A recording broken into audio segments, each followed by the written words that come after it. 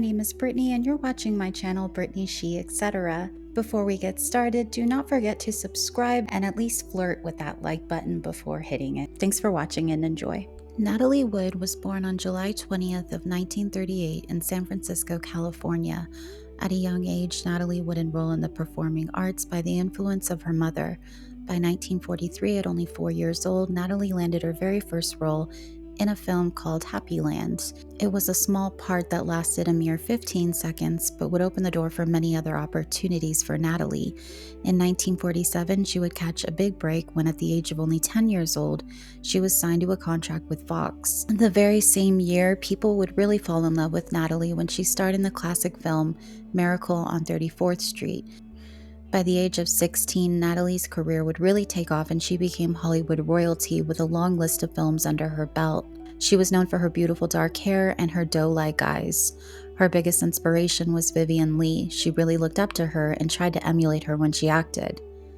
Natalie would become in such high demand that her projects would be back-to-back, one after the other. In 1955, she won a Golden Globe and earned an Academy nomination for her work alongside James Dean in the film Rebel Without a Cause. Some of her other notable films were West Side Story, Gypsy, This Property is Condemned, Love Without a Proper Stranger, and Splendor in the Grass. Natalie now had found stardom and was officially a respected actress. She dominated the 1960s. However, this also meant that all eyes were on her personal life, and at the height of her success, everyone followed her every move. All of her dating, it was all very casual until 1956 when she met Robert Wagner. Robert was an aspiring star from Michigan who was working for 20th Century Fox at the time. You may recognize him today as number 2 from the Austin Power movies. He has also been on NCIS and the sitcom 2.5 Men. Natalie had actually had a crush on Robert since she was about 10 years old. The first time she saw him walking down the hall at 20th Century Fox, she made the vow that she would marry him one day. When Natalie did turn 18, a date was set up for the two of them to meet. The date was considered some kind of strange birthday present to Natalie. Natalie and Robert would become infatuated with one another, and that is when their roller coaster romance would officially begin.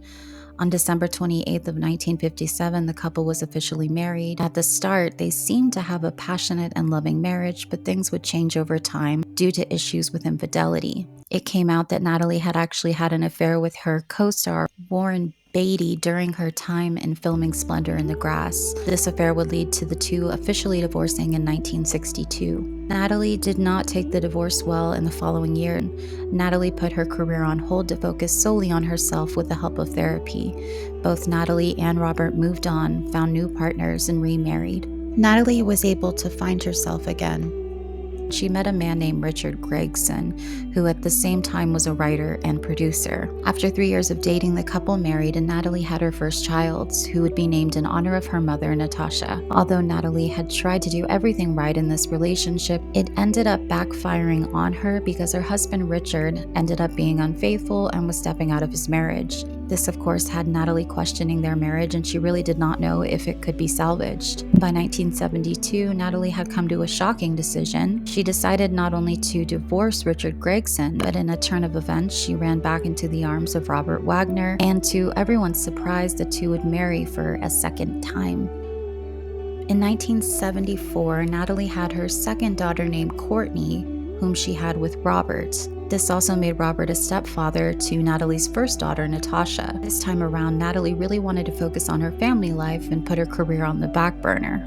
That should be the end of the story, happily ever after, but unfortunately it was only the calm before the storm, as a chain of mysterious and strange events were right around the corner.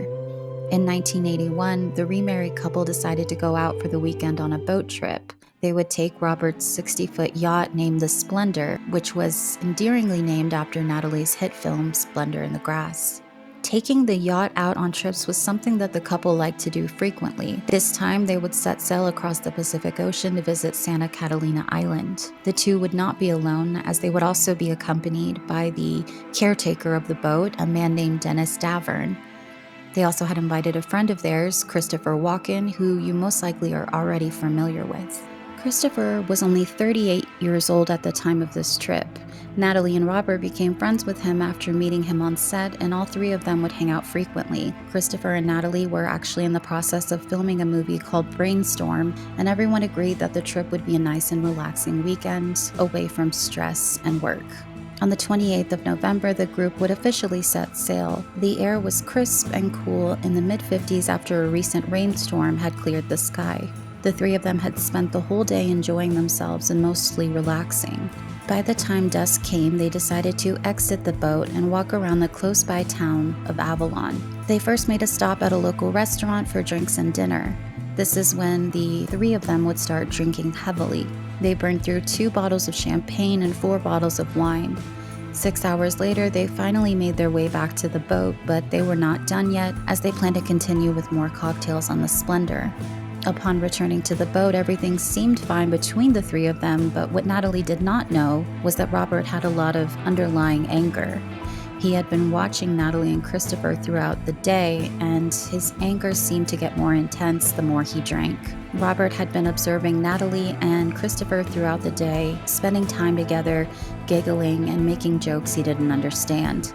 He felt like a third wheel, and he truly believed that they were flirting right in front of his face. It also seemed as though he was quite jealous of Christopher. At this time, Robert's career was slowing down, and Christopher was in high demand. So as the three are pouring more drinks, Christopher and Natalie, they start giggling and laughing again, and this time Robert gets so mad, he takes a bottle of wine and smashes it against the table. Glass goes flying everywhere, and everyone is shocked and quiet for a moment before Natalie stormed off to her cabin, embarrassed by his behavior. Christopher and Robert then get in a huge heated argument, and Robert begins basically accusing him of trying to steal his wife. That is more of a PG version of what he said. He may have used some more colorful language. There didn't seem to be a physical fight between the men, just heated words, until Robert and Christopher finally went their separate ways and both went to their staterooms. Robert, however, was not finished. He planned to now go exchange words with Natalie. Robert was always known to be a jealous man when it came to his relationships, but he was especially angry at this point. It is completely unknown and unclear if Natalie and Christopher were in fact being flirtatious or if Robert was just being paranoid. Regardless, Robert was set on the belief that the two were somehow too close, and the thought would not leave his mind. The fight between Natalie and Robert was so bad that the caretaker of the boat, Dennis, reported hearing loud yelling and things being thrown around late into the night. It went on for a while until, out of nowhere, it suddenly just stopped. Everything went eerily quiet. No more yelling, no more fighting, just complete silence. At 1:30 a.m., Robert entered the quarters where Dennis was sleeping and woke him up. He alerted him that his wife Natalie was missing and was nowhere to be found. In a panic, everyone got up and frantically began searching everywhere for Natalie. After no luck of finding her, they would soon alert the Coast Guard for help. The next morning at 8 a.m. on November 29th, Natalie's body was found. She was tragically found floating in the water, only 1 mile away from the Splendor next to Catalina Island. She was only 43 years old at the time. When the Coast Guard found Natalie, she was wearing only a flannel nightgown, knee-length wool socks, and an abandoned inflatable dinghy floating close by. It was confirmed later that the dinghy, which was full of life jackets, did belong to the Splendor, and it had somehow drifted away at sea alongside Natalie's body. When Robert was questioned by police, he would admit that the two had been fighting, but he said he did not know what happened to her as he was not with Natalie when she went to bed. A later autopsy would reveal that Natalie had unexplainable bruises all over her body and small abrasions on her left cheek. The LA County Sheriff's Department would officially rule Natalie's death as an accidental drowning.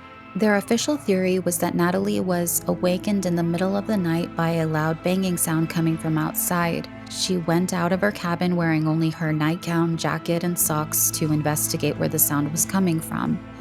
That is when she realized that the noise was from a loose dinghy that had been repeatedly banging on the side of the boat. Upon trying to secure the dinghy, Natalie had accidentally fallen into the water and drowned, which on that night the water would have been 63 degrees. Natalie's funeral was held in Los Angeles at Westwood Village Memorial Park Cemetery and Mortuary. Many of Natalie's friends and family members would turn up to the service from all over the world to say goodbye and pay their respects. Of course, her husband Robert and Christopher Walken would be present, and multiple security guards were hired for the service to keep the fans and the media at a respectful distance. After the service concluded, many people began talking and trying to understand what exactly happened to Natalie. Police had officially shut the book on the case, and everyone was left with the narrative that this was some kind of freak accident. There were, however, a couple of problems with their theory, and a lot of people, including those that were close to Natalie, felt as though this was not even a possibility. The first problem was that Natalie had a lifelong fear of being surrounded by dark water. She had always been very vocal about this fear, and because of this huge fear, Natalie was unable to learn to swim. Natalie actually spoke openly about this fear to a journalist. One time when Natalie was only 14, she was shooting a movie called The Star with Bette Davis to be professional. After jumping in the water, Natalie was screaming and she nearly drowned. It was not a good scene. In fact, it was so hard to watch that Bette Davis herself threatened to quit the movie if they made Natalie do it again. They ended up hiring a body double and then cut the scene altogether. It was safe to say that Natalie's fear of the water was so huge she would never voluntarily reach down to try to fix a dinghy by herself. Also, Natalie didn't know much of anything about boating, so it seems unlikely that she would try and attempt to secure the dinghy alone, or that she would even know how to. That she would have alerted someone else to do it if that were the case. Another theory when it comes to Natalie's death is called the red parka theory. People have theorized that the red parka that Natalie was wearing was the cause of her death. The parka weighed 20 to 30 pounds, and it is believed that the weight caused her drowning. This still doesn't explain exactly how she got in the water in the first place, and we know that Natalie could not swim, so parka or not, this was a bad situation. Natalie's younger sister Lana has been very open about her sister's death, and she does not believe that this was an accident by any means. There was a witness that did come forward named Marilyn Wayne who claimed to hear a woman screaming for help. She had her boat anchored about 100 yards away, and the screaming lasted for about 15 minutes before it went quiet. The same woman said that 3 days later she received an anonymous letter that said, quote, "If you value your life, keep quiet about what you know." The note really scared her so much that she hired a lawyer and contacted police. There are a lot of details surrounding Natalie's death that are still unknown to this day, and a lot of details that have been left unexplained. How exactly did Natalie end up in the water, and why were there multiple bruises found all over her body? The biggest unknown was Robert. The sole fact that he was arguing with Natalie puts a target on his back. Many people believe that he was in some way involved in her death, or at the very least, knew more than he was disclosing. Another person people were waiting to hear from was Christopher Walken. They did not believe he was involved in any way, but they did look to him for answers, seeing as he was there that night. He did cooperate with the police, but surprisingly, Christopher has always been extremely tight-lipped when it comes to this incident and did not disclose anything until 2 years after the event took place. He just refuses to talk about it altogether, which is weird because it makes it come across as though he is trying to protect Robert or hide something. Christopher hired a lawyer and never spoke of the incident again. I think people just wish he would shed some light on exactly what happened that night, because the only other person that is able to do that is the captain of the boat, Dennis DeVerne. Dennis did initially cooperate with police and gave his account of that night, but it would turn out that Dennis wasn't being completely truthful, and he had left some details out of his story. At the time the accident took place, and afterwards, Dennis was still employed by Robert Wagner and probably did not want to upset him or lose his job for that matter. 3 decades later, Dennis would have a change of heart and the case would be reopened in 2011. He revealed his truth and disclosed he had originally lied to police during their initial investigation. In his new version, he shared that Natalie and Robert had been arguing for a long period of time and that this was of course due to Robert's jealousy. He said that upon being told Natalie was missing, he immediately tried turning on the searchlight to alert the Coast Guard, but was stopped by Robert Wagner. Dennis flat out stated that he truly believed Robert to be the one responsible for Natalie's death. This new information would be the primary reason for Natalie's cause of death being changed from an accidental death to undetermined. A couple of years later, in 2013, the coroner's office would release a 10-page addendum in regards to Natalie's autopsy report. The report stated that while it was possible that Natalie's bruises were created before she got into the water, it was not 100% known for sure. On one hand, Natalie was prone to bruising easily due to the medication she was taking. On the other hand, a medical doctor that examined Natalie's body stated he believed her bruising was the result of being physically pushed off the boat. The most recent update was in 2018 when Robert Wagner was officially named a person of interest. Police said their reasoning for this was because of all the injuries Natalie had sustained, and also because Robert was the last person to see her alive. Today, Robert Wagner is 94 years old and remarried. He still maintains his innocence, but in more recent years, he refuses to speak with police.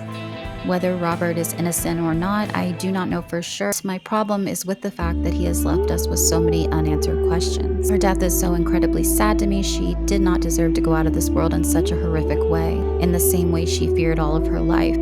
She was also so young and had so much left to give, not only to her career, but to her children. I hope it's not too late and that they can figure this case out.